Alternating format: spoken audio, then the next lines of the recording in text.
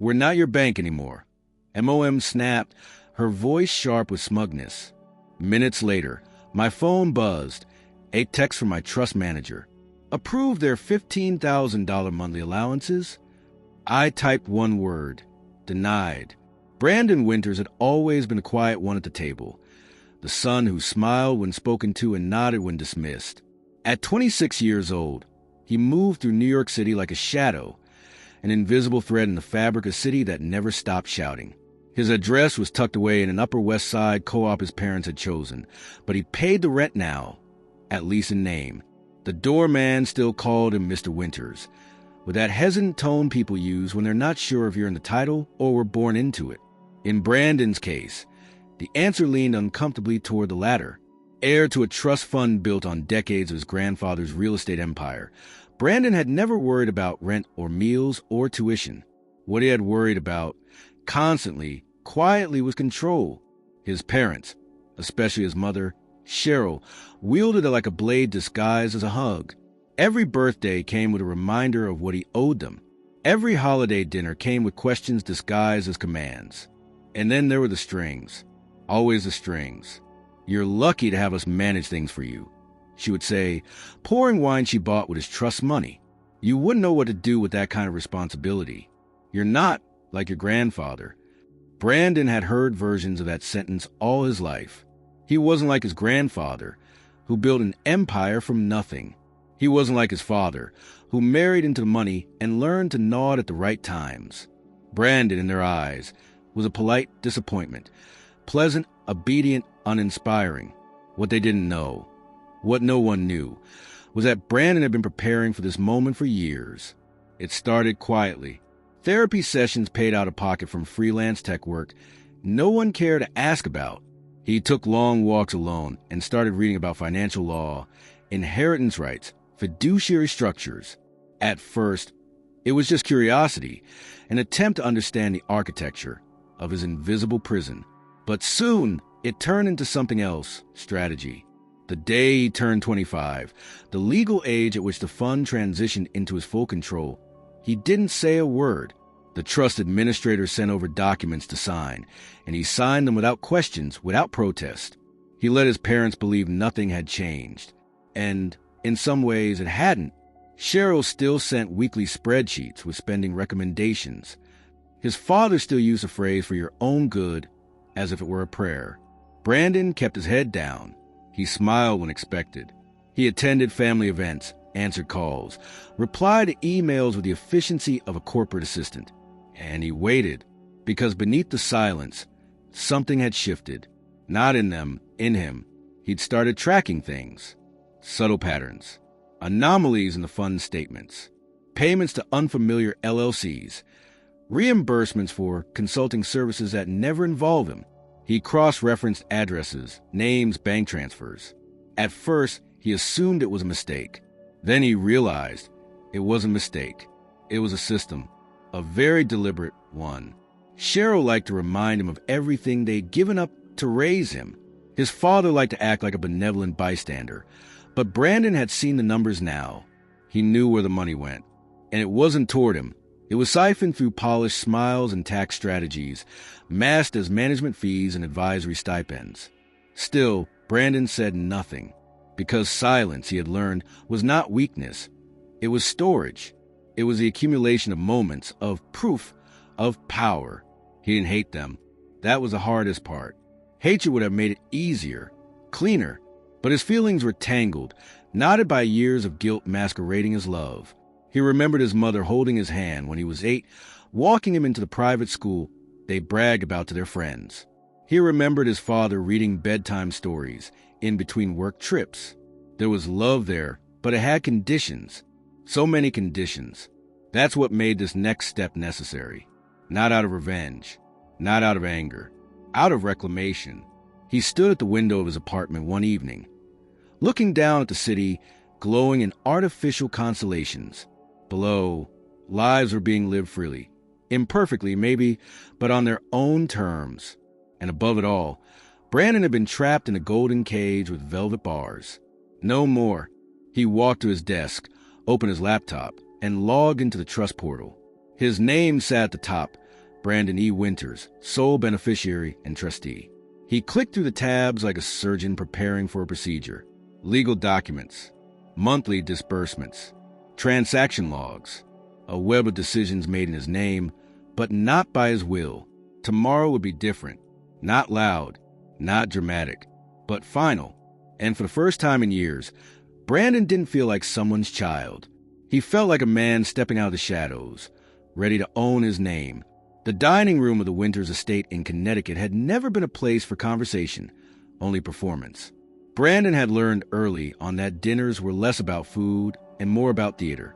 Tonight, the stage was set with surgical precision, a centerpiece of white orchids, crystal glasses already filled, cutlery aligned like the gears of a clock, and at the head of the table, Cheryl, poised, smiling tightly, holding court. Brandon arrived precisely on time.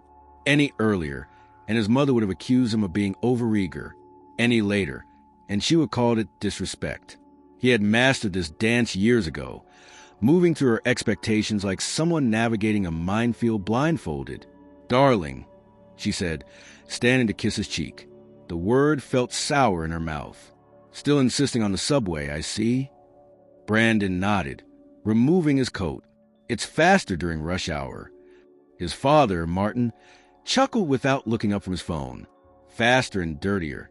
Cheryl gave a laugh that was barely audible. "Well, at least you made it. Let's eat before the souffle decides it's too tired to rise." They sat, and the conversation moved quickly, intentionally, away from anything that might give Brandon room to speak. They discussed the renovations to the vacation house in Aspen, a recent charity gala, and an upcoming board meeting Brandon had never been invited to. He listened, responded when spoken to, and kept his expression neutral. But Cheryl had a gleam in her eye tonight, one Brandon hadn't seen in years. It was a look she wore when she was winding up for something, a performance, a strike. "Tell us, Brandon," she said suddenly, reaching for her wine. "What do you do all day now?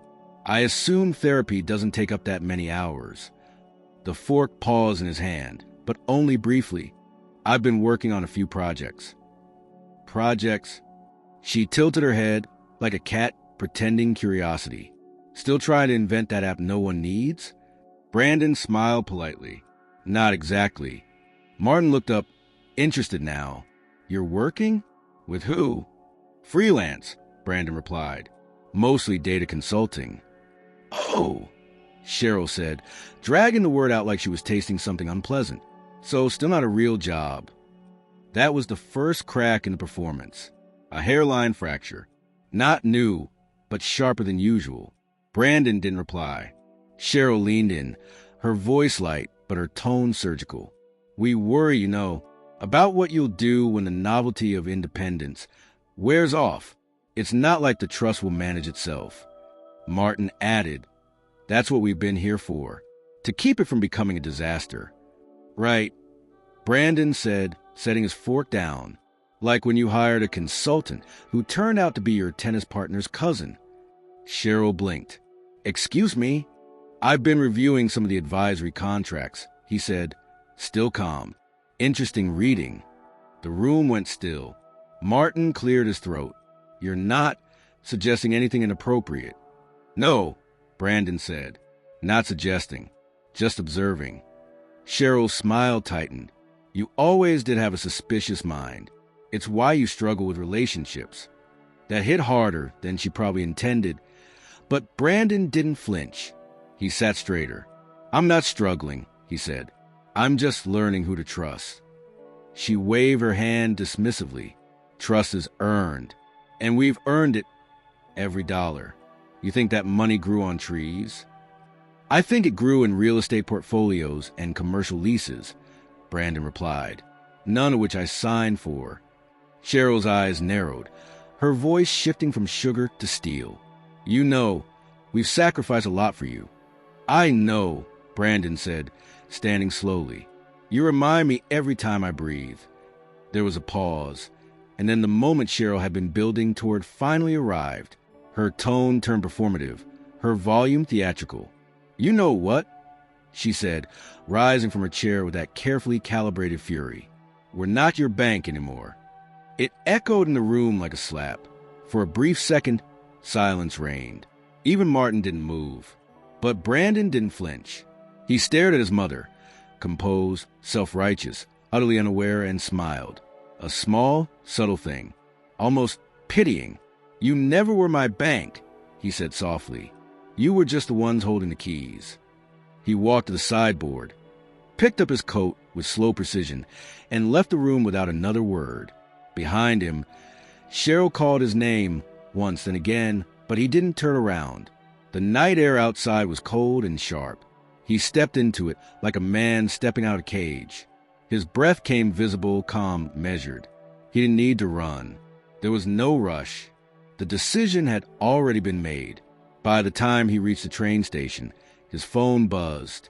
A text from Elise, his trust manager, approved their $15,000 monthly allowances. He stared at the screen for a long moment, then typed one word: denied. The message sent with a soft chime. Just pixels, really, just a button. But Brandon knew exactly what he had just done, and so did Cheryl. Only she didn't know it yet. Brandon had always known that trust funds weren't just about money. They were about control. But until now, he had never realized how deeply that control had been embedded into his life. The night after the dinner in Connecticut, he didn't sleep. Instead, he sat at his desk under the dim light of a single lamp, laptop open, tabs multiplying, reports loading. The Trust's online portal was clunky, clearly designed for administrators, not for the beneficiaries themselves. That had always been the point, hadn't it? Make the system just complex enough to feel impenetrable to outsiders, even if that outsider was the person whose name was on the top of every document. He was no longer an outsider. With his new administrative access, Brandon could see everything: lines of transfers, recurring payments, advisory notes, and legal attachments. He filtered by date and saw the oldest entries, records stretching back to when he was 17, when the trust was first activated in his name. The entries were impersonal, digital echoes of decisions made on his behalf. And at the top of almost every transaction was a familiar name: Cheryl Winters. At first, the payments looked innocent enough.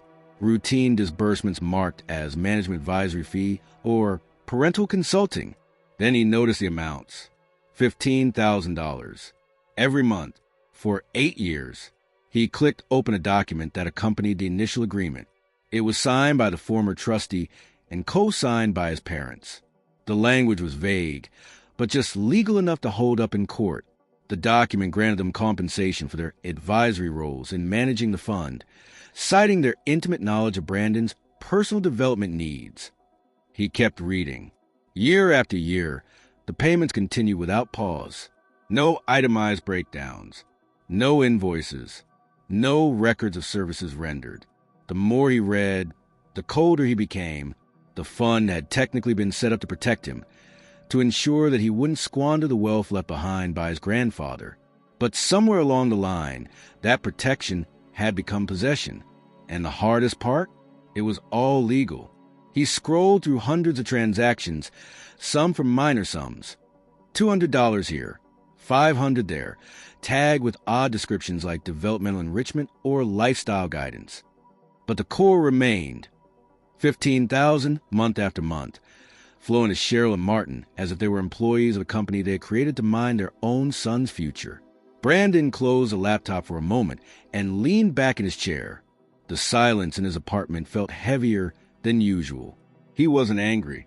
Anger had passed. What he felt now was clarity. This had never been about support. It had been about keeping him dependent, quiet, manageable. And they had done it well. Until now. He reopened the laptop and accessed the restricted financial logs that had only been unlocked since his full control began. He pulled up a report labeled Secondary Advisor Allocations. It listed a series of external entities receiving monthly stipends from the fund, supposedly for financial consultations. Most of the names were firms he'd never heard of, and when he cross-referenced them online, many didn't exist beyond a shell address and a registration number. One name stood out: Kyle Investments, LLC. Brandon had never heard of it, but over the last 5 years, it had received nearly $8,000 a month, just under $1 million total. He clicked into the detailed transaction log and opened the registration paperwork. The LLC was registered in Delaware, a state notorious for its opaque corporate laws. That alone wasn't suspicious. But the listed address caught his eye. It was familiar, too familiar. He searched the address on Google Maps and stared at the result. It was the same office complex where his father's firm had been headquartered before it downsized during the pandemic. The suite number was different, but only slightly. He sat up straighter, heart ticking faster now. He searched the Delaware corporate registry for Kyle Investments, LLC. The company was managed by another firm, Braxton and Wells Holdings. Another search. That one led him to a labyrinth of shell entities. But after a half-hour digging, he landed on the signature page of one formation document. There it was. Martin Winters, listed as an executive advisor to Braxton and Wells Holdings. Brandon blinked, exhaled slowly, and leaned back again. It wasn't just parental consulting. His parents had created entire corporate structures to justify bleeding his trust slowly, predictably, and invisibly. No outright theft, no forgery, just carefully crafted layers of bureaucracy and justification. They had used a very trust designed to protect him to enrich themselves. He clicked into the oldest Kyle Investments transaction and saw the note, Development of Financial Resilience Plan for Beneficiary. A plan to make him resilient. By siphoning away nearly $1 million? His phone buzzed. Elise, his trust manager, had sent a follow-up text. Do you need assistance documenting the advisory termination? He paused and typed back. Not yet, but flag Kyle Investments. I need full documentation on every payment, every memo, and who approved them. She replied almost instantly. Will do. Just confirming. Should I freeze all external disbursements for now? Brandon stared at the message. In a matter of hours, he had gone from passive beneficiary to active executor of his own legacy. He typed 2 words. Freeze everything. He powered down the laptop, stood, and walked to the window. Outside, the city kept moving. Lights blinked, horns honked, and lives continued. But inside, Brandon's world had shifted on its axis. He thought of all the times Cheryl had told him to be grateful. Of all the moments Martin had spoken to him like a junior employee, not a son. He thought of every holiday dinner where his independence was a punchline. Every milestone met with warnings instead of pride. They had always feared he would grow into someone reckless, irresponsible. What they never imagined was that he'd grow into someone aware. He wasn't a child anymore. He wasn't confused. He wasn't angry. He was ready. Brandon arrived at the office of Duval and Brightwell Trust Management just before 10 o'clock in the morning. It was tucked into the 15th floor of a glass building in Midtown. Discreet, expensive, and quiet, just like every detail his financial life had been. But today, nothing about his presence was passive. He was no longer here as someone to be advised. He was here to act. Elise met him in the lobby. Professional as always, dressed in sharp gray, clipboard in hand, she greeted him with a nod instead of a smile. She had learned over the past few months that Brandon wasn't interested in pleasantries. Conference room 3 is ready, she said. I've pulled the documents you requested. Full history of Kyle Investments, plus the other secondary entities. I also flagged every transaction requiring board-level override. Brandon followed her down the hall, his steps silent on the carpeted floor. The room she led him into was pristine, glass walls, high-back chairs, and a long black table where a thick stack of documents waited, organized in color-coded folders. At the center sat a digital terminal, already logged in under his access credentials. We can begin whenever you're ready, Elise said. He sat down, opened the first folder, and began reading. The next 2 hours passed with relentless focus. Brandon moved from folder to folder, line to line, asking questions only when necessary.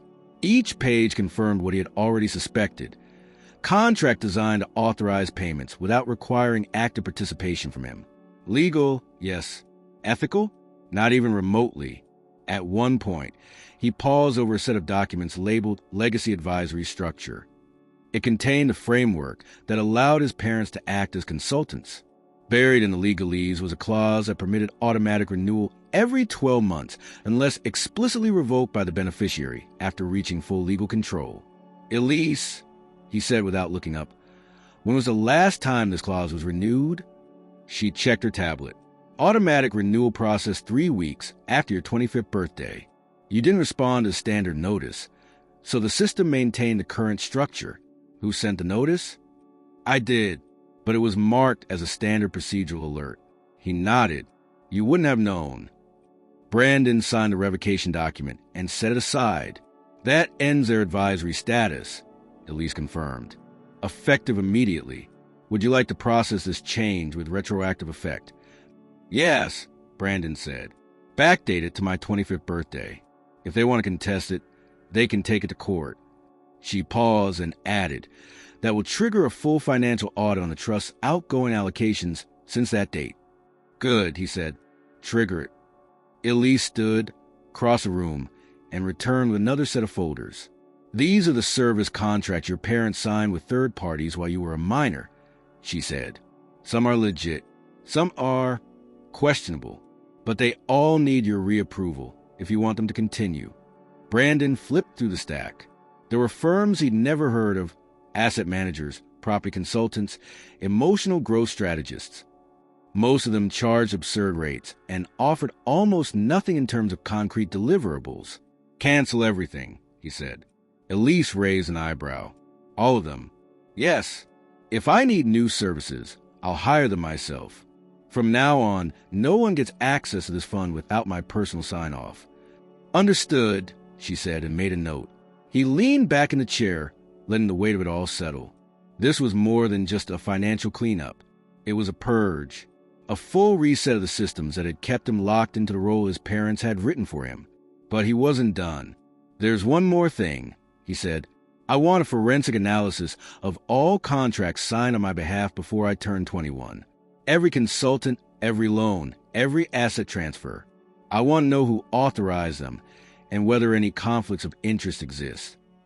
"That will take time," Elise replied, "and possibly require subpoenas if third parties don't cooperate." "Start the process," Brandon said, "and hire external counsel if necessary. Someone with expertise in interfamily financial abuse." She hesitated just a moment, then nodded. "I know someone." He stood, "Then call them." When he left the office just before 1 o'clock, the city looked different. Not brighter, not friendlier, but more honest. The buildings still towered. The traffic still moved with its usual chaos. But for the first time in years, Brandon felt like he wasn't being dragged along by momentum. He hailed a cab, not the subway today, and gave the address of his apartment. On the way home, he called Elena Morales, a forensic financial consultant who had been recommended to him months ago by a former therapist. They had spoken once, briefly, but he hadn't followed through at the time. Today, he was ready. "Elena, this is Brandon Winters. I'd like to hire you to audit my trust. Full scope. I'll give you access to everything." Her voice was measured, but interested. "Is this related to your family?" "Yes, and I'm prepared for it to get complicated." "Complicated," she repeated. "That's a word with layers." "I'm starting to learn that," Brandon said. "I'll send the initial documents tonight." By the time he arrived home, his inbox was already filling with confirmations. Contracts canceled, payments frozen, legacy clauses revoked. Elise had moved fast. He appreciated that. He opened his laptop, created a shared folder for Elena, and began uploading everything. Transaction logs, legal contracts, board memos. As he worked, he added his own notes, pointing out discrepancies, odd signatures, and payments that raised red flags. He was still uploading when the intercom buzzed. It was the doorman. "Mr. Winters? Your parents are here. Should I send them up?" Brandon stared at the button, his finger hovering over the speaker. Then, calm and clear, he replied, "No, tell them I'm not available." There was a pause. "Should I take a message?" Brandon closed the laptop. "No, they'll get the message." He stood, stretched, and walked to a window. The sky was overcast, the city veiled in a pale gray. Somewhere below, his parents were likely fuming. They had lost their golden tether, their guaranteed monthly harvest. But what mattered more than the money, what always had, was control. And now, for the first time in his adult life, Brandon had taken it back. Not with shouting, not with accusations, with precision. He wasn't trying to punish them. He was just reclaiming what had always been his. The following morning, Brandon's apartment was unnaturally quiet, as if the very air was waiting. He stood in his kitchen with a half-empty mug of black coffee, his mind already racing hours ahead. The wave of changes he had initiated was beginning to ripple outward. Documents were being flagged, entities being contacted, and digital dust long settled was now being stirred into view. At precisely 9 o'clock, a notification pinged on his laptop. It was from Elena Morales. She had begun her deep dive overnight. Subject line: First unusual pattern, Kyle Investments, LLC. He opened the message. Brandon pulled some public records and ran a parallel data trail. Kyle Investments, LLC is officially registered in Delaware, but the actual administrative activities route through a P.O. box in New Jersey. Attached are preliminary findings, including bank routing logs and signature authorizations. One file in particular stands out, labeled Kate B. Winters _budget 2020.pdf. Take a look. More to follow. E. He downloaded the attachment, clicked it open, and there it was, plain as day, a financial projection labeled with his initials, outlining strategic allocations for the fiscal year 2020. It was formatted like an internal memo, never meant for his eyes. There were 3 main figures noted. Parental advisory stipend, $15,000/month. Discretionary expense pool, managed by KI. Long-term residential equity diversification, PS, $250,000 allocation. Brandon's eyes locked on the last line.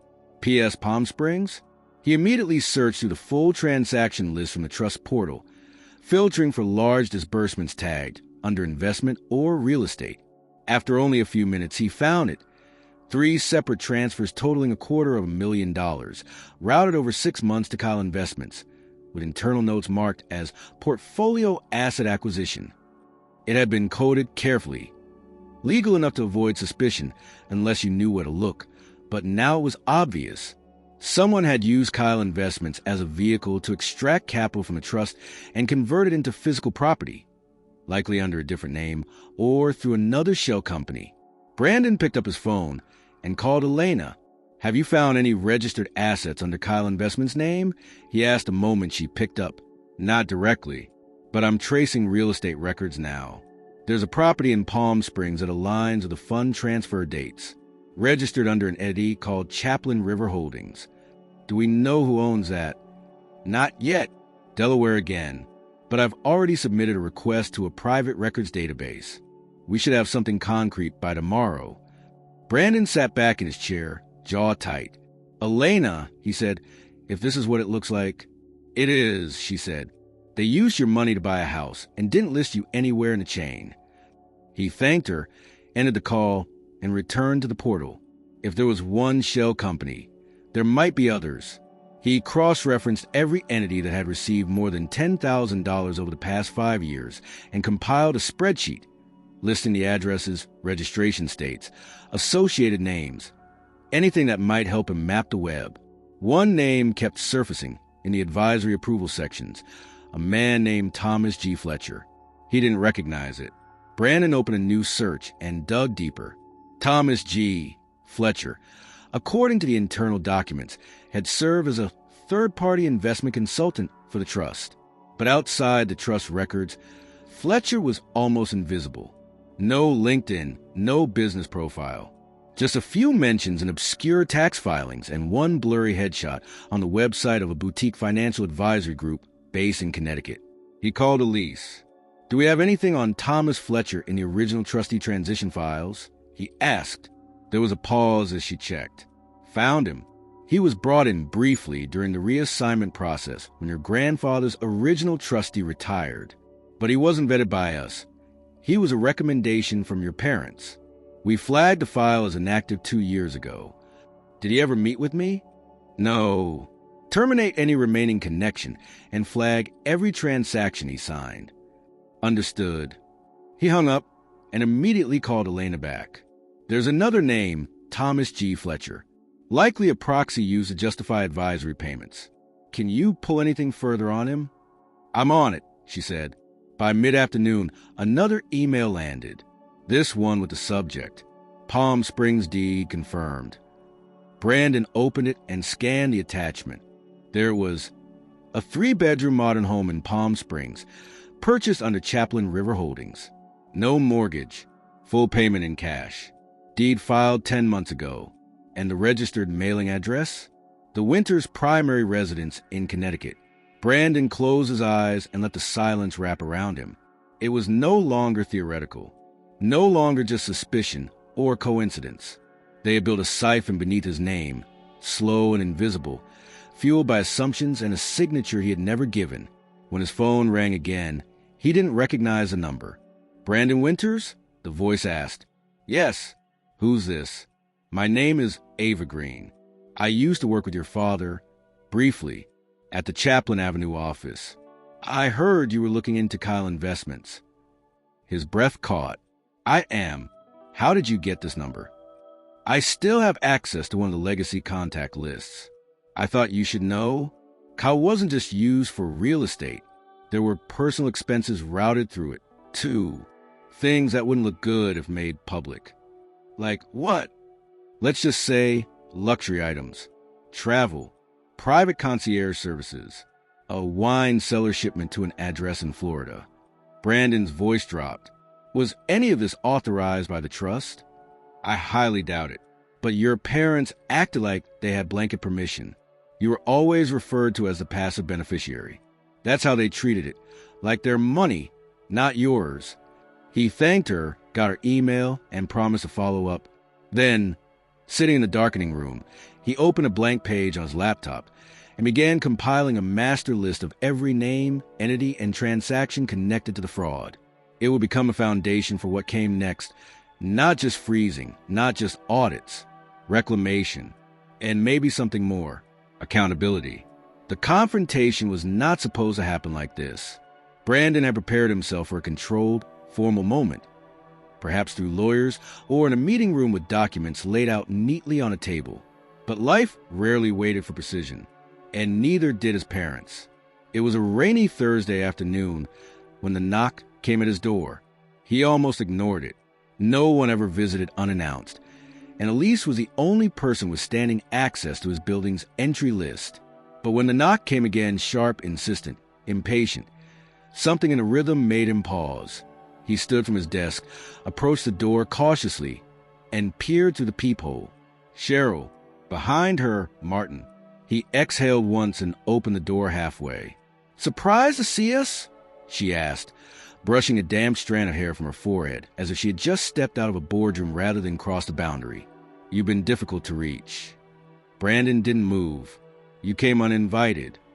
Martin raised his eyebrows. After everything this family has done for you, we don't need invitations. Cheryl stepped forward, forcing him to open the door or make a scene. He didn't want to give the neighbors a show, so he moved aside without a word. The moment they entered, the temperature in the room dropped. His apartment, once a place of refuge, now felt fragile in their presence. Every detail suddenly subject to judgment. Cheryl's eyes scanned the living room, cataloging the minimalist decor, the lack of framed family photos, the shelves filled with books instead of trinkets. Martin said nothing, but his gaze fell on a stack of legal documents sitting beside Brandon's laptop. They had come for answers. Cheryl turned to face him fully. I'm going to ask this once, and I want a straight answer, she said, her voice sharp but low. Why were our payments suspended? Brandon didn't look away. Because they were never earned. Martin took a slow step forward. Excuse me? You heard me, Brandon said. You've been collecting money for services that were either fabricated or funneled through fake entities. That ends now. Cheryl scoffed. Fake entities? You have no idea what you're talking about. Those agreements were approved by trustees, attorneys. On your recommendation, Brandon interrupted, and while I was still a minor, That doesn't make them ethical. We were guiding your future, Martin said. Protecting it. You weren't ready to make those choices on your own. Brandon gestured toward the files. So you used Kyle Investments to launder money out of my trust and buy a house in Palm Springs? That's how you protected me? The silence that followed wasn't denial. It was insult. Martin's jaw clenched. Cheryl's face hardened. That house, she said slowly, was meant to be a family investment, a legacy asset. You think you understand everything just because you have access to a few PDFs. No, Brandon said. I understand because I spent the last 3 weeks unraveling what you built to keep me in the dark. Every shell company, every invoice, every consultant who never actually advised anything. Cheryl stepped forward, her voice rising. This is betrayal, Brandon. Absolute betrayal. After all we've done. No, he said, his tone flat. It's accounting, and it's overdue. Martin's voice was quieter, but colder. You're playing a dangerous game. You think the legal system's going to side with a spoiled rich kid who suddenly discovered spreadsheets. Brandon held his father's gaze. I'm not asking them to side with me. I'm asking them to read. Cheryl turned and walked to the window, arms crossed tightly across her chest. The rain tapped against the glass in uneven rhythms. She stayed there for a long moment, then spoke without turning around. You're destroying this family. Brandon let out a breath. Now you know how I felt for 10 years. She turned, her expression shifting. Not to remorse, but to disbelief. You're seriously comparing. I'm not comparing, he said. I'm remembering. The control, the guilt, the constant reminders of what I owed you, all while you use my name, my future, to fund your lifestyle. Martin finally lost a thin veneer calm. You are nothing without us. You think some inheritance makes you powerful? You think a few legal terms make you right. Brandon didn't flinch. I think truth does. A beat passed. Then Cheryl's voice dropped into something low and dangerous. This will get ugly, Brandon. I'm counting on it, he said, because the only people afraid of the truth are the ones who have something to hide.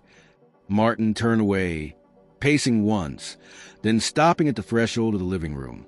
Cheryl followed a second later. For a moment, it looked like she would say something else.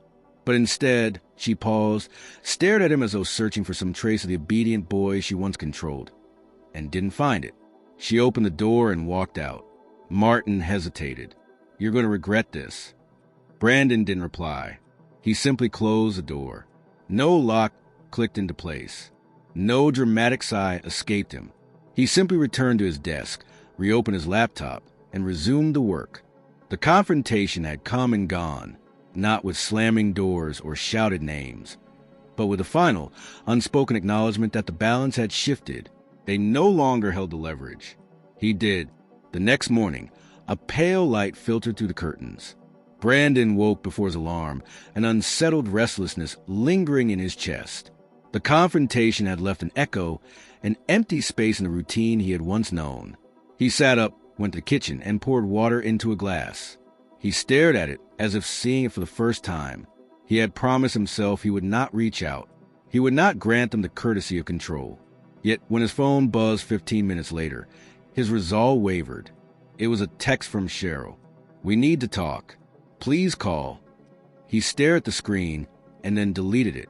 He refused to be baited. More messages followed, each shorter, sharper. You're making a mistake. Don't do this to us. Please. He ignored them all. By midday, he had scheduled a meeting with the external counsel Elise had contacted. It was a tiny office in downtown Manhattan. Unremarkable frontage, understated signage. He entered the space with calm confidence, greeted by a receptionist who handed him a bottle of water. In the waiting room, the walls were bare, the waiting chairs arranged symmetrically, nothing to distract him from the gravity of what he was about to do. The attorney, Lawrence Rhodes, entered, 40s composed, suit crisply tailored. He extended his hand, and they exchanged curt introductions. Rhodes led him into a small conference room, soundproofed, with a thick oak table and a single window overlooking the street. Before Brandon could speak, Rhodes handed him a folder. I reviewed your documents last night, Rhodes said, and I also looked into the Delaware and Palm Springs filings Elena forwarded.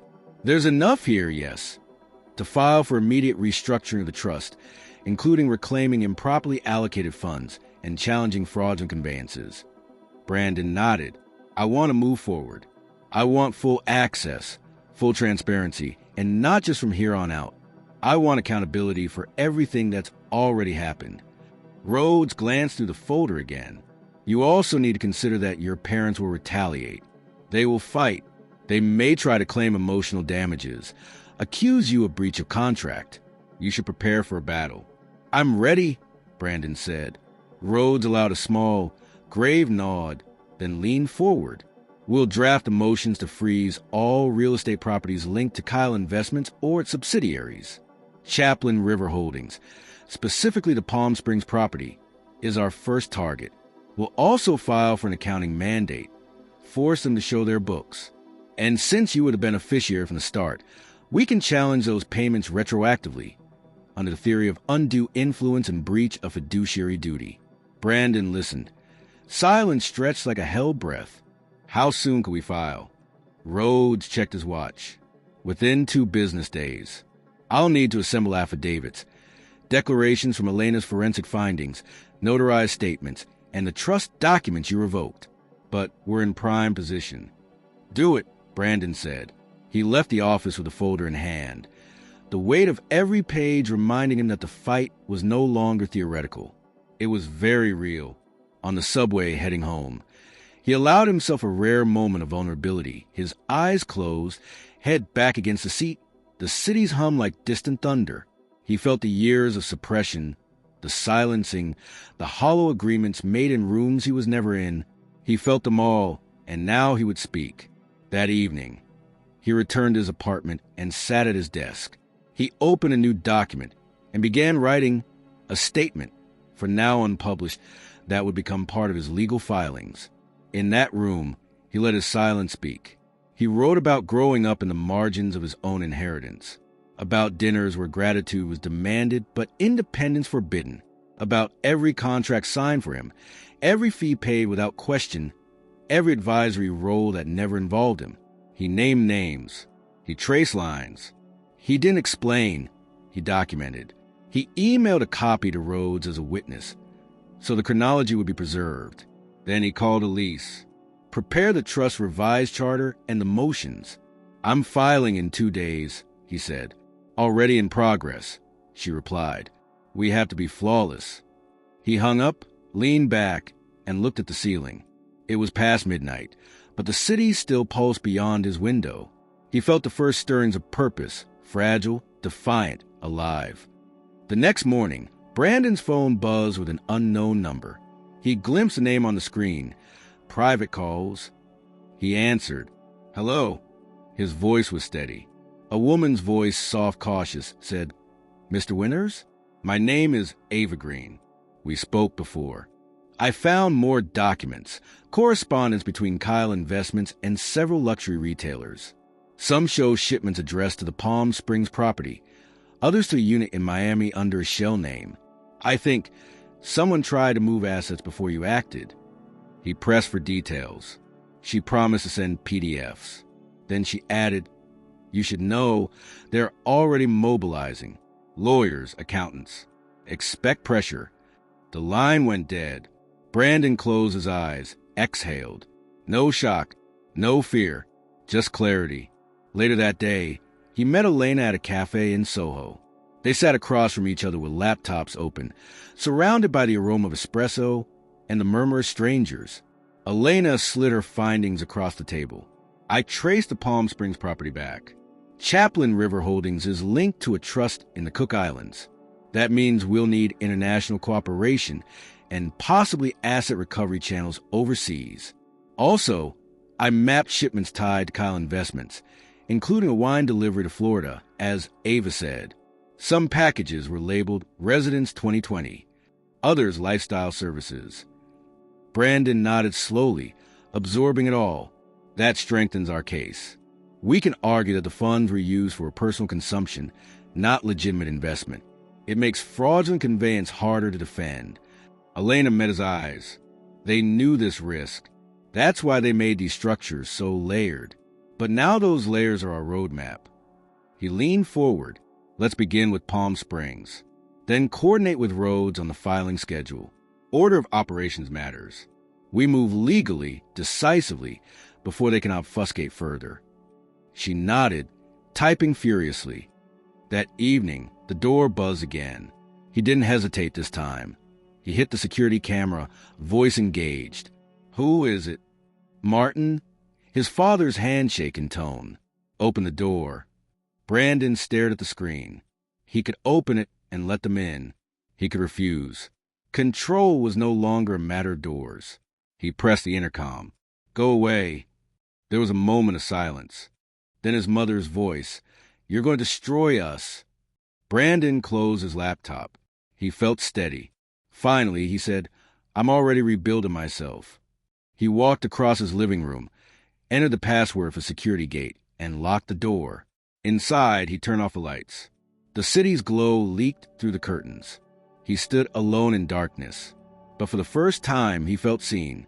He had a voice, and he would use it. By the end of the week, Brandon's name was in places it had never been before, on legal motions, banking subpoenas, and court dockets. What had started as a quiet internal reckoning had evolved into a legal front, with formal filings now submitted to the Supreme Court of New York's Fiduciary Division. Brandon had reviewed every word, every date, every piece of evidence. He had signed each affidavit without hesitation. And as of Friday afternoon, his legal team was officially pursuing the recovery of all trust disbursements issued under misleading advisory designations, as well as an emergency injunction to freeze assets acquired through Kyle Investments and its subsidiaries. The reaction came swiftly. Monday morning, before Brandon had even opened his eyes fully, the first ripple hit. Elise called just past 7 o'clock. They've filed a response, she said, skipping pleasantries. Your parents' legal counsel is moving for an emergency stay. They're arguing breach of agreement and alleging that you are acting with retaliatory intent. Brandon sat up. Did Rhodes see it? He's reviewing now. It came through the system 20 minutes ago. But there's more. They've issued a public statement to local press. He paused. What? A brief piece. It ran in a Connecticut business column, painting your father as a steward of family wealth. Claims this entire legal dispute stems from a misunderstanding over discontinued family communication. Brandon opened his laptop and found the article within seconds. The headline read, Winter's Family Rift. Legal battle over trust fund threatens legacy. The subheading mentioned his name, but vaguely. An internal family conflict has escalated into a court filing after years of trust-based financial stewardship. The article quoted a family spokesperson who claimed Brandon was experiencing undue stress and had been influenced by external parties. It implied, without saying outright, that he was unstable, misguided, emotionally fragile. He stared at the screen, silent. Then he picked up the phone and called Rhodes. I want a response. Today. Rhodes was already ahead of him.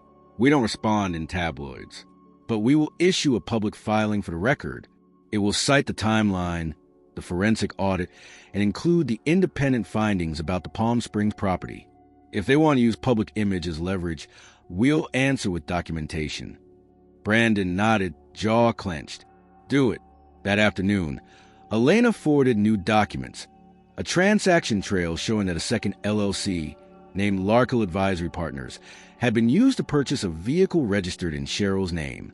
The funds had originated from the trust. The invoice was labeled Asset Mobility for fiduciary activities. Brandon scrolled through the attached photos. A luxury SUV delivered in Westport. The registration dated from 6 months after he turned 25. The same year she had told him he wasn't ready to manage the fund. He called Elena immediately, added to the report. I want it cited in our next round of filings. There's more, she said. 2 weeks ago, a transfer was made from a liquidated asset within the fund into an external crypto account. Unusual, considering the trust has no authorized digital investment policy. His pulse ticked. Who initiated it? Still tracking. The name attached is Jacob Moore. Does that mean anything to you? No. Could be a hired proxy. I'll keep digging.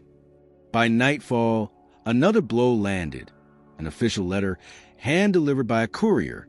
Brandon read it alone in his living room. A thick envelope, embossed stationery, a return address in Greenwich. Inside was a cease and desist, not from his parents, but from their attorneys, addressed not only to Brandon, but also to Elena and Elise. The letter accused him of conspiring to defame and destabilize long-standing fiduciary agreements.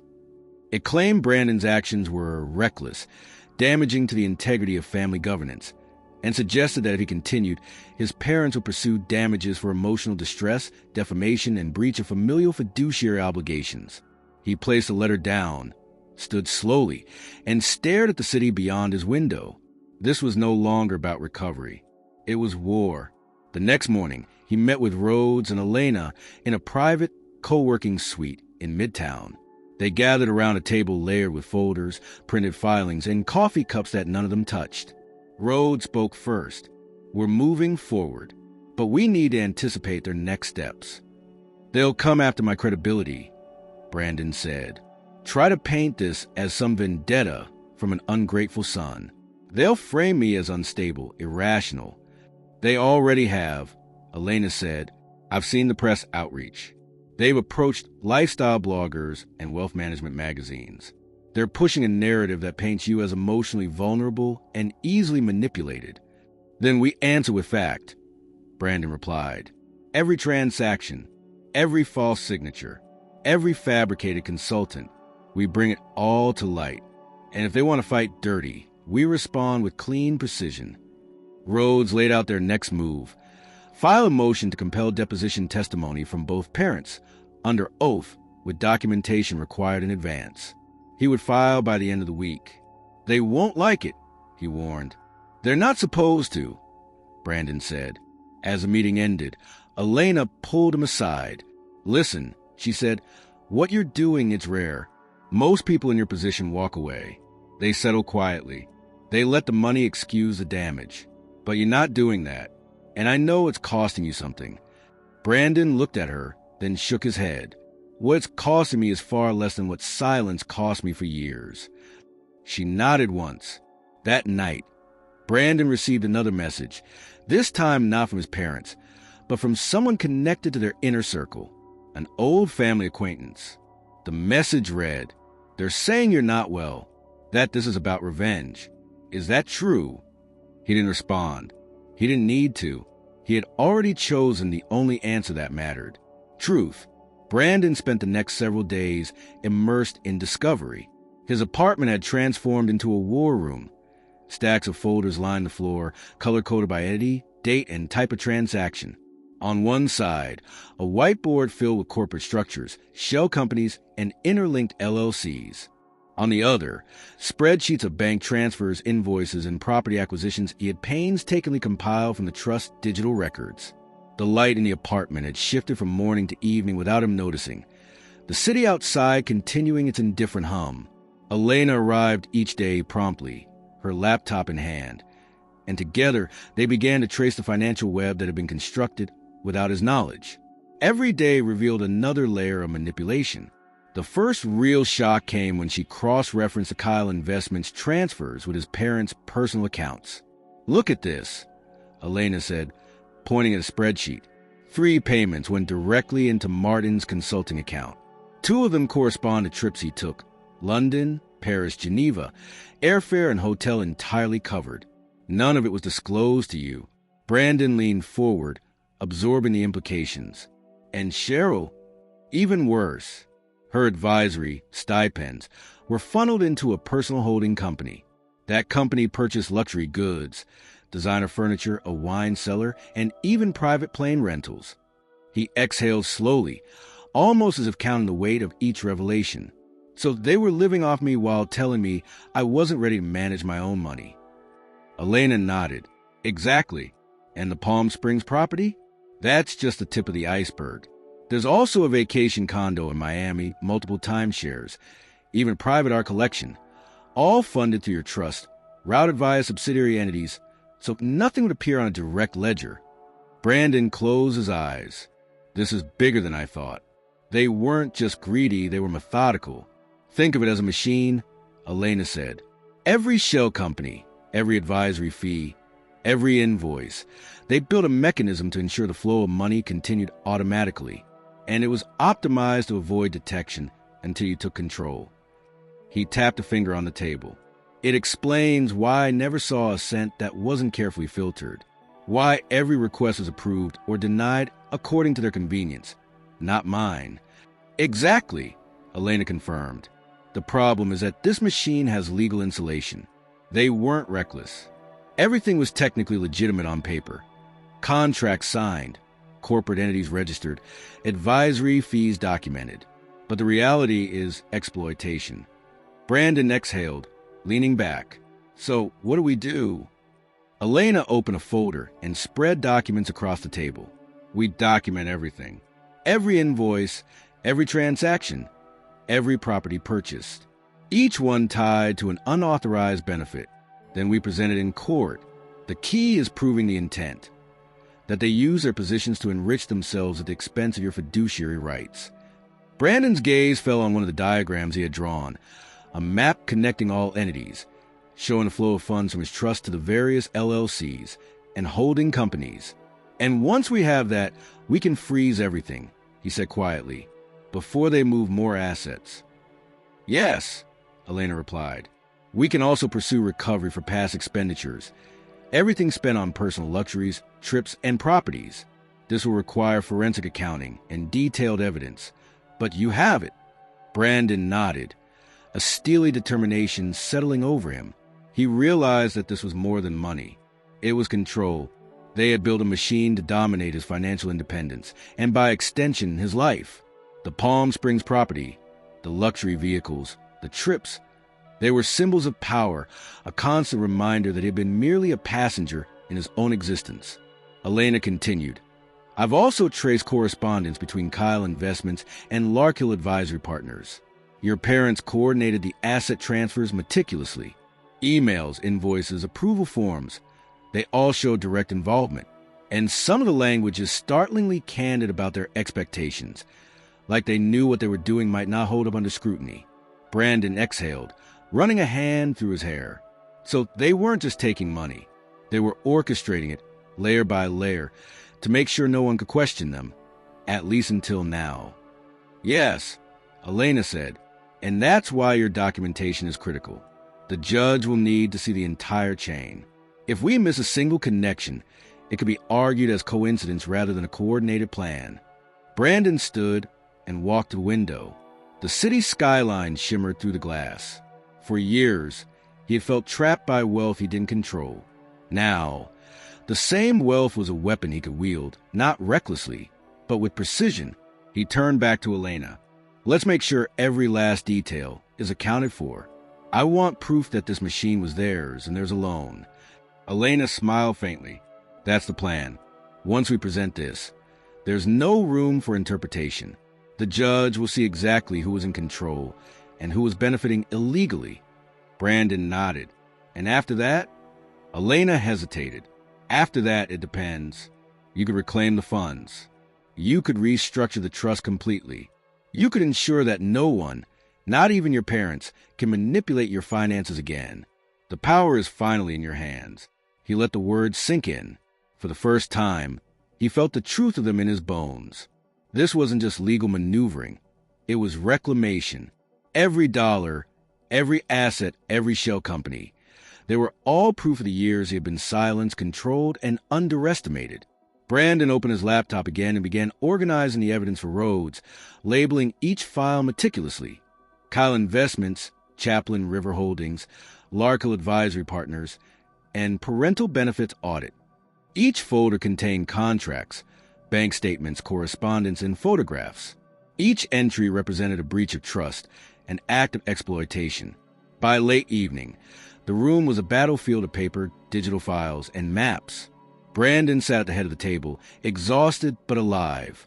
The realization that he now possessed a roadmap of the machine that had dictated his life filled him with a controlled exhilaration. He closed his eyes briefly and allowed himself a small, private acknowledgement. He had spent his entire life in the shadow of the system, and now, for the first time, he could dismantle it entirely. The fight was no longer theoretical. Every transaction, every property, every corporate maneuver would be exposed. And in the quiet of his apartment, surrounded by files and the city's distant hum, Brandon Winters finally understood the full scale of the machine that had always targeted him, and that he was finally ready to stop it. The courthouse was not what Brandon had expected. He had imagined marble columns, intimidating archways, and echoing halls designed to remind petitioners of their smallness. Instead, the fiduciary courtroom in Lower Manhattan was compact, understated, and almost sterile. A long bench, neat rows of pew-like seating, and a judge's chair raised only slightly above the floor. The simplicity made it worse. There would be no distractions here, no theatrics, only facts. Brandon arrived early with Rhodes and Elena. His heart was steady, not racing, but heavy with anticipation.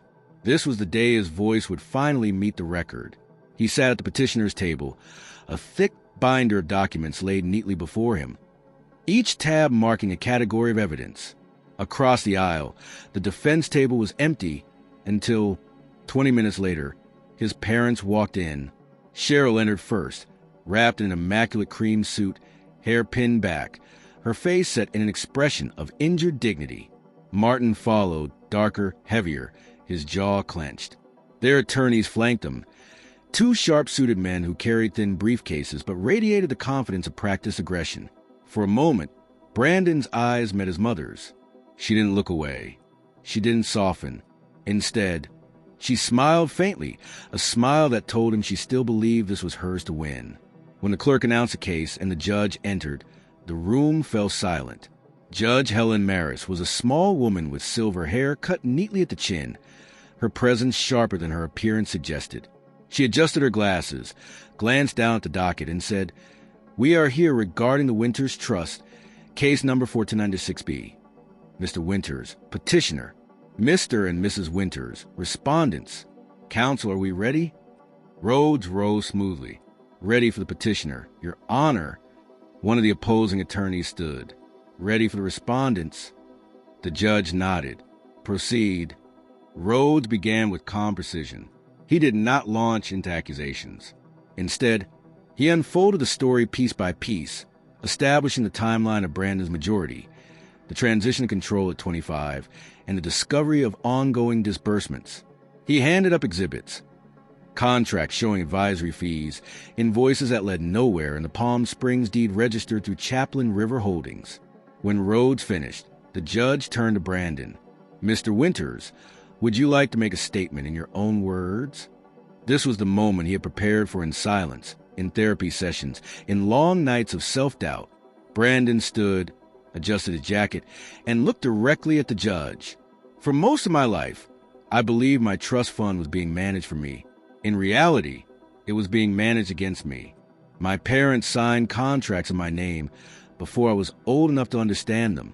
They created structures that paid themselves for advisory roles I never asked for, and they used my money to buy properties and luxuries I never approved.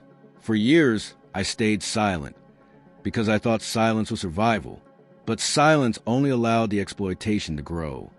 He paused. His voice was steady, louder than he expected. "I'm not here for revenge. I'm here because this trust was meant to safeguard my future, not subsidize theirs. I am asking for transparency, for accountability, and for protection. Protection from the very people who should have protected me." For the first time, Cheryl shifted in her chair, her expression breaking into a scowl. Martin whispered something to his attorney, but Brandon didn't look at them. He stayed fixed on the judge. "Thank you, Mr. Winters," Judge Maris said, making notes. The defense rose immediately. Cheryl's attorney, a tall man named Holt, wasted no time in countering. "This is a tragic misunderstanding, Your Honor." The respondents acted in good faith as parents and advisors, guiding their son through financial inexperience. The advisory stipends were legal, approved by trustees, and documented. The properties in question were intended as family investments. Any suggestion of fraud is an emotional misreading by a young man under the influence of external advisors seeking to profit from litigation. He gestured toward Brandon briefly, as if he were an impulsive child instead of a grown man. The petitioner has lived comfortably his entire life, supported by his parents' stewardship. To now accuse him of exploitation is not only unfounded, it is cruel. Cheryl leaned forward, eyes wide with rehearsed sorrow. "We only ever did what was best for him," she said, voice trembling just enough to carry across the room. "We sacrificed, we planned, we guided. This attack, it's heartbreaking." Brandon felt the heat rise in his chest, but Rhodes placed a hand on his arm. "Wait." The judge listened carefully, then turned to Elena, who had been sworn in as an expert witness. "Ms. Morales, please explain your findings." Elena stood, professional and unshaken. She detailed the web of shell companies, the transfers from the trust into entities controlled by Martin and Cheryl, the acquisition of properties and luxury items, and the coded invoices. She spoke not with outrage, but with precision, her words cutting sharper than emotion could. "Were these expenditures authorized by Mr. Winters?" the judge asked. "No," Elena said. "At no point do we have documentation with his signature approving these transactions. The beneficiaries were his parents, not him." The defense tried to undermine her, pointing out that all the contracts were technically legal. Elena agreed, then turned the argument against them. "Legality does not equal legitimacy," she said firmly. "The respondents used their son's trust as a personal treasury, hiding behind paperwork. That is not stewardship. That is abuse of fiduciary responsibility." Brandon watched as his parents' faces tightened. For once, the certainty in Cheryl's smile faltered. The judge recessed for lunch. Outside in the corridor, Brandon walked past his parents without a word. Cheryl hissed as he passed, low enough not to be overheard. "You're humiliating us." He stopped, turned, and looked at her calmly. "No, I'm telling the truth." Then he kept walking. When the hearing resumed, more evidence was presented. Emails between Martin and Fletcher, the proxy consultant, showing discussions about how to categorize payments creatively. Contracts with Larkhill Advisory Partners marked with vague language like lifestyle oversight. By the time the judge called an end for the day, the defense looked less certain, their stacks of papers thinner, their arguments stretched. Brandon sat quietly, exhaustion pulling at his shoulders, but inside, a fire had taken root. He had spoken. He had been heard. And for the first time, it was not his parents' voices that carried weight in the room. It was his. 2 weeks passed before the ruling. 2 weeks in which Brandon existed in a strange limbo, his name now tied to a legal fight he had once thought impossible, his face occasionally appearing in online articles that dissected the Winters family trust dispute. He stopped reading them after the first few days. The headlines are predictable. Privileged son fights parents. Billion-dollar rift splits family legacy. Entitled heir or silent victim? The narrative shifted according to the outlet's taste for scandal. None of them captured what it actually felt like to wake up in the middle of the night and wonder if your parents would ever see you as anything other than property. But Brandon wasn't waiting idly. Rhodes and Elena kept him occupied with filings, documentation, and preparation for what came next. Every day was another set of questions to answer, evidence to review, testimony to rehearse. And while the work was exhausting, it gave him a sense of control that had been absent from his life for years. For once, he wasn't reacting to his parents' decisions. He was making his own. When the ruling finally came, it arrived in a single email from Rhodes late on a Tuesday afternoon. Brandon opened it at his desk, fingers cold against the trackpad. Ordered. Respondents Cheryl Winters and Martin Winters are hereby removed from all fiduciary or advisory positions connected to the Winters Trust, effective immediately.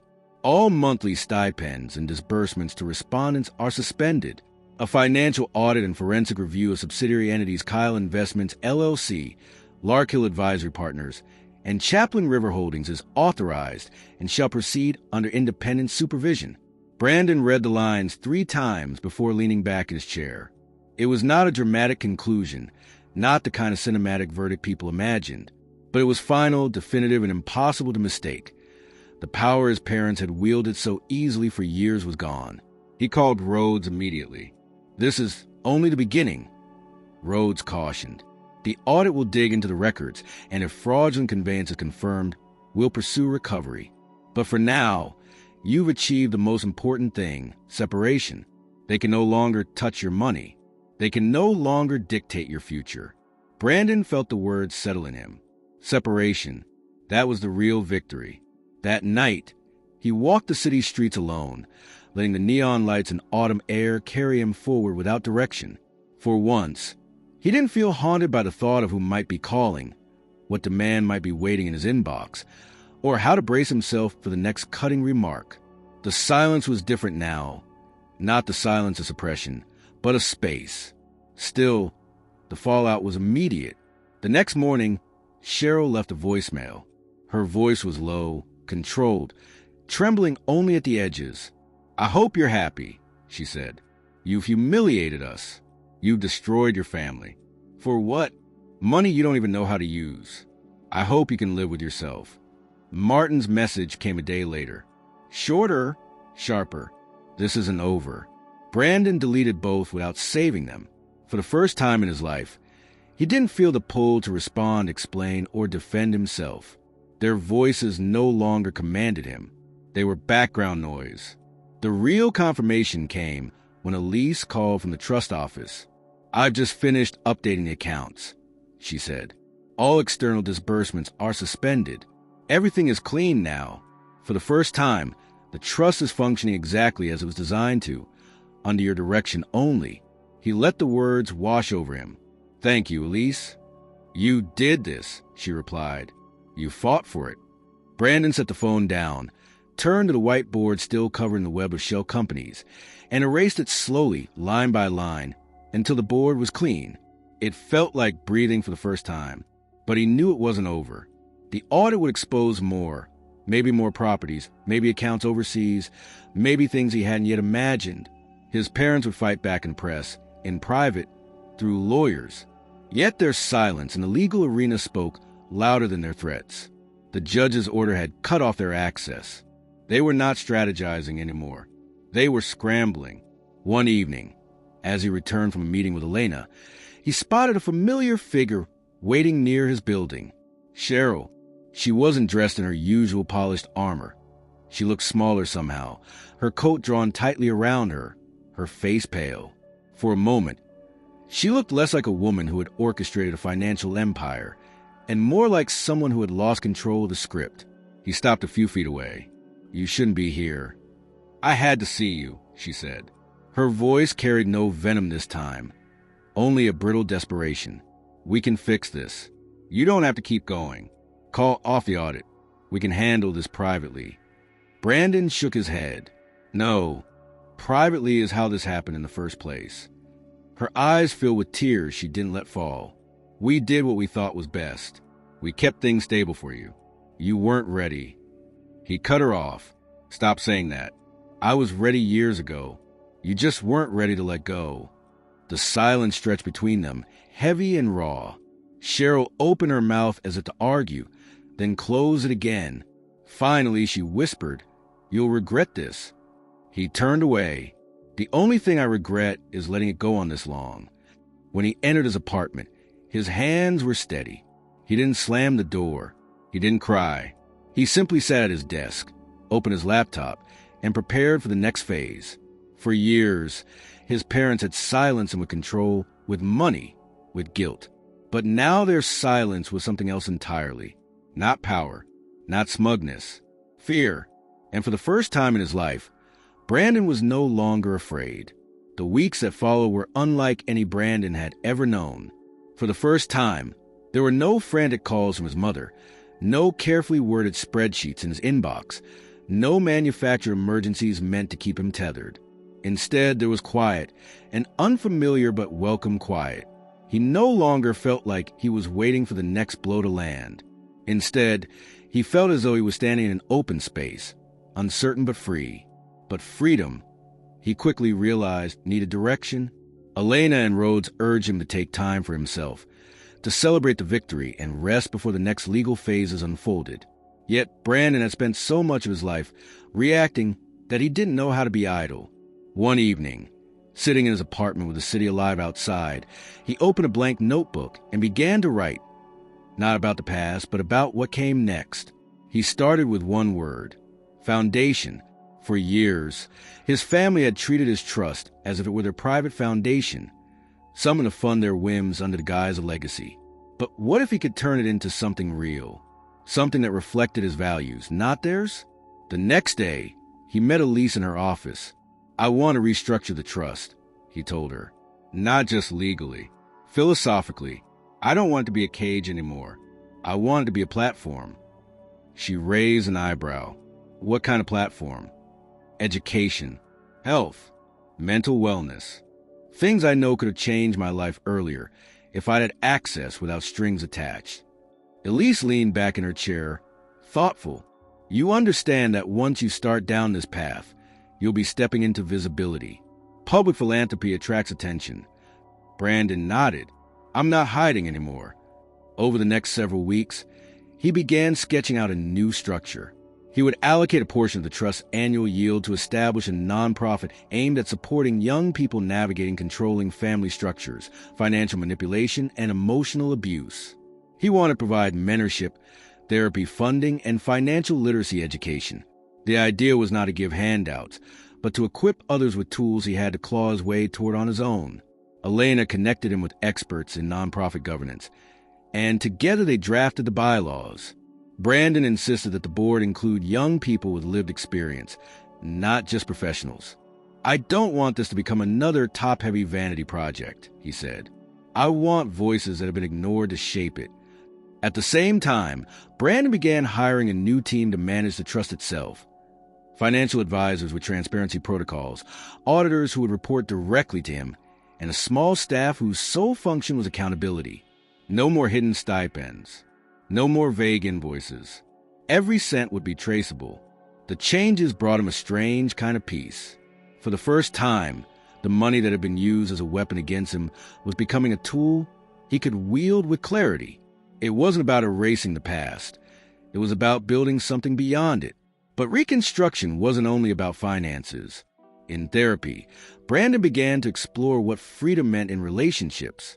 He realized how many friendships he had abandoned out of fear of his parents' judgment, how many opportunities he had declined because he had been told they were beneath him.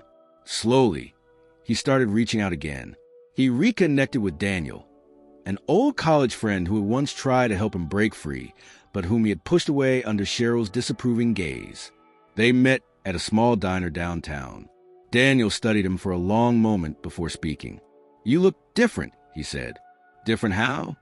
"Like someone finally cut the strings." Brandon laughed softly. That's exactly what happened. They talked for hours about the court case, about what Brandon was building now, about the years lost to silence.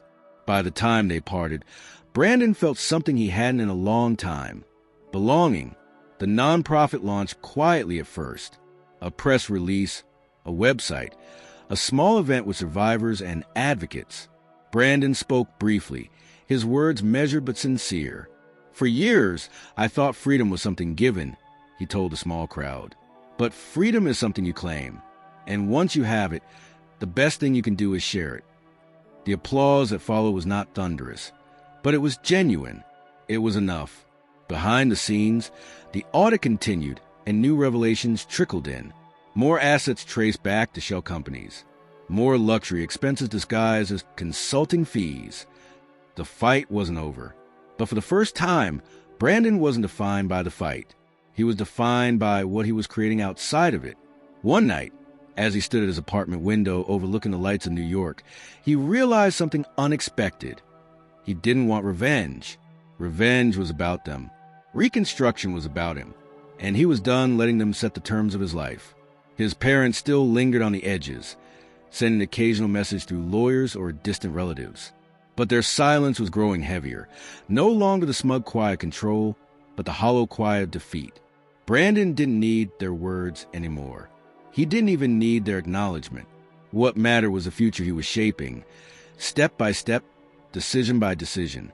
For the first time in his life, he was building something that was his own, not in his parents' shadow, not under their control. And he was just getting started. It had been 6 months since the court's ruling, and Brandon's life had shifted in ways that still felt unreal some mornings. The trust was firmly in his control. The nonprofit had begun its first mentorship cycle, and the audit continued to unfold quietly under Rhodes' supervision. Each week brought new documents, new evidence of how deeply his parents had burrowed into his finances, but the revelations no longer carried the same sting. They were pieces of a puzzle he had already begun to outgrow. The press had lost most of its appetite for the story. What had once been splashed across digital columns as a lavish family feud had settled into the background noise of other scandals. The Winters family name still carried whispers at certain social clubs, but Brandon had stopped caring. He didn't want to be part of their circles anymore. He had created his own. He spent his days between meetings with his nonprofit small team, strategy sessions with auditors, and quiet nights of writing, notes, reflections, sometimes letters to himself that he would never send. He no longer lived in reaction to his parents' voices. The silence he carried now was one of choice, not suppression. It was on a rainy Thursday evening, when the final echo of the past arrived. Brandon was at his desk, reviewing a proposal for expanding the nonprofit's reach into community colleges, when his phone buzzed with a new email notification. The sender's name froze him. From Cheryl Winters. The subject line was blank. For a long moment, he didn't open it. He sat still, watching the screen as though it might disappear if he waited long enough. But it didn't. The message waited, patient, like she always had when he was younger. Silent until she decided to speak, then sharp enough to wound. Finally, he clicked. The email was short, only a few sentences. I hope one day you understand what we did for you. We sacrificed more than you know. I never wanted this distance, but you left us no choice. Perhaps time will make you see differently. Mom. Brandon read it once, twice, a third time. The words carried no new information, no apology, no acknowledgement of wrongdoing. They were the same refrain she had sung for years, dressed in softer language but rooted in the same belief, that everything she had done had been justified, and that he was the ungrateful one for refusing to accept it. He waited for anger, but it didn't come. He waited for sadness, but that too stayed distant. What came instead was a calm so steady it surprised him. He leaned back in his chair, staring at the rain sliding down the window. He thought of all the years spent under her shadow, of the countless times he had silenced himself to keep the peace, of the moments when he had believed her version of reality because he had no other. And then he thought of the courtroom, of the nonprofit's launch, of the young people now writing to him about how his story gave them courage. He thought of Daniel, of Elise, of Elena, of Rhodes, all the people who had helped him reclaim his voice when his own family had tried to drown it. And he realized he no longer needed her acknowledgement. With slow precision, he moved the cursor to the corner of the screen and clicked delete. The message disappeared into the void, taking with it the last lingering weight of her control. He didn't reply. Instead, he turned back to the nonprofit proposal, highlighting a section about peer-led support groups. His pen moved across the page, circling ideas, jotting notes in the margins. His work, his future, his choices. The past had already taken enough from him. He wouldn't give it another second. Later that night, as the rain softened into mist and the city lights blurred against the wet glass, Brandon allowed himself a final reflection. It had never truly been about the money. It had never even been about the houses, the cars, or the trips they had stolen from his future. It had always been about something far simpler. Autonomy. His parents had believed control equal love, but love without freedom was only possession. And now, after years of silence, he had reclaimed what was his. Brandon closed his notebook, switched off the lamp, and stood by the window. The city was alive outside, unbothered by his battles, indifferent to his victories. But to him, it looked different now. Not as a cage, not as a backdrop to his parents' theater, but as a place where he finally belonged, because he was no longer living in their story. He was writing his own, and for the first time, he was certain it would be enough.